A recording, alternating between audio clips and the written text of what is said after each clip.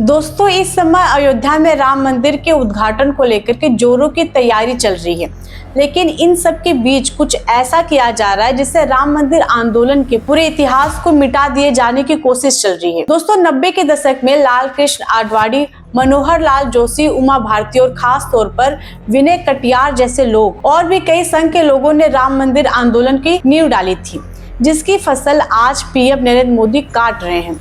लेकिन आप देखिए कि किस तरह से आज पीएम मोदी को पूरे आंदोलन का श्रेय दिया जा रहा है। जिस पर विनय कटियार ने जो बात बोली है वह कटाक्ष के तौर पर ही लग रही है। लेकिन उससे पहले जरा आप देखें दोस्तों कि मुकेश अंबानी के न्यूज चैनल न्यूज 18 के एक शो में लिखा हुआ है, मोदी जी की 50 साल की राम साधना, राम काज करबे को आतुर। और इसी तरह से अन्य जगहों पर भी साफ साफ दिखाया जा रहा है कि यह तो मोदी जी की 50 साल की मेहनत थी जो आज अयोध्या में राम मंदिर बन रहा है। दोस्तों, इसके जैसे और भी कई शोज हैं जो इस वक्त टीवी चैनल में चल रहे हैं।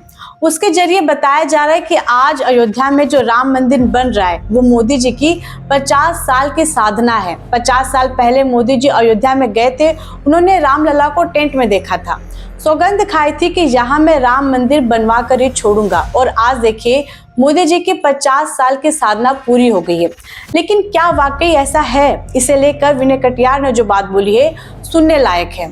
विनय कटियार ने तफसील से इंडियन एक्सप्रेस में जो इंटरव्यू दिया है उसमें उन्होंने न केवल लाल कृष्ण आडवाणी जैसे बड़े नेताओं को, बीजेपी के संस्थापक नेताओं को पूरा श्रेय दिया राम मंदिर आंदोलन का, बल्कि सीना ठोक कर कहा कि हाँ, मैंने ढांचा गिराया। दोस्तों, विनय कटियार ने तफसील से इस इंटरव्यू में बात करते हुए कहा कि मैंने ही आंदोलन शुरू किया और अन्य लोगों को भी इससे जोड़ा। मैं एक आंदोलनकारी नेता हूँ और उन लोगों में से एक हूँ जिन्होंने आंदोलन की नींव रखी। बाद में और भी लोग जुड़ गए। अब मंदिर का निर्माण कार्य चल रहा है, ये आगे बढ़ेगा और मंदिर जल्द बनकर तैयार होगा। यही नहीं दोस्तों, कर्नाटक में जिस बजरंग दल की तुलना बजरंगबली से मोदी ने की थी, क्या आप जानते हैं विनय कटियार ही वो नेता है जिन्होंने बजरंग दल की स्थापना की थी। और बजरंग दल की स्थापना को लेकर विनय कटियार ने इस इंटरव्यू में कहा कि बजरंग दल की स्थापना ही हिंदू लोगों के बीच जागरण पैदा करने, जागरूकता पैदा करने के लिए की गई थी और बजरंग दल को इस राम मंदिर आंदोलन से जुड़ना ही था।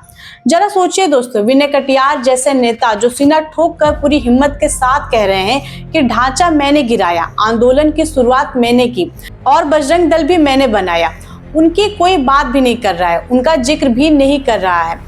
आप देखिए न्यूज चैनल्स की पूरी जो कवरेज है, दिन रात सुबह शाम, वो केवल और केवल मोदी जी की इर्द गिर्द ही घूम रही है, जबकि दुनिया जानती है कि 90 के दशक में राम मंदिर आंदोलन में मोदी जी की कोई भूमिका नहीं थी। हालांकि ये बात सही है कि मोदी जी को लाल कृष्ण आडवाणी की रथ यात्रा में उनको मैनेज करने का काम दिया गया था, लेकिन यह काम और भी बहुत सारे लोगों ने किया।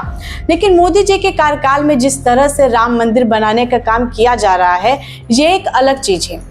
लेकिन यह कह देना कि 50 साल का राम मंदिर का संघर्ष केवल और केवल मोदी जी के सौगंध से ही बन रहा है। विनय कटियार, उमा भारती, यहाँ तक कि बीजेपी के संस्थापक लाल कृष्ण आडवाणी ने, जिनको इनविटेशन देने के लिए भी राम मंदिर ट्रस्ट ने देर कर दी और यह कह दिया कि वो ना ही आए तो अच्छा है। बाद में बड़ी मुश्किल से उनको इन्विटेशन दिया गया। राम मंदिर के प्राण प्रतिष्ठा के कार्यक्रम में उनका कोई जिक्र तक नहीं कर रहा है। मतलब आप सोचिए, जिन लोगों ने आंदोलन की नींव रखी, जिन्होंने आंदोलन के बीज एक तरह से डाले, जिन्होंने आंदोलन को हवा दी, जिन्होंने 20 साल आंदोलन के लिए संघर्ष किया, उनकी कोई बात नहीं कर रहा है। और आज जिनके कार्यकाल में मंदिर बन रहा है, लोगों के हिसाब से वो केवल और केवल मोदी जी की 50 साल की सौगंध की वजह से बन रहा है। दोस्तों, राम मंदिर बन रहा है सुप्रीम कोर्ट के आदेश के बाद। राम मंदिर बन रहा है राम मंदिर ट्रस्ट, जिसमें पैसा किसका लगा है? असंख्य हिंदुओं का, जो कि भारत में रहते हैं, विदेश में रहते हैं। उन्होंने जो चंदा दिया है, इसमें मोदी जी का क्या योगदान है? इसका जवाब तो खैर मोदी जी ही दे सकते हैं। लेकिन इस पूरे के पूरे आंदोलन को मोदी जी के चरणों में समर्पित कर देना, मोदी मीडिया की इस तरह हरकत पर आप क्या सोचते हैं? कमेंट बॉक्स में जरूर बताएं। आप देख रहे थे खबरें लाल टीवी, मैं हूं आकांक्षा। धन्यवाद।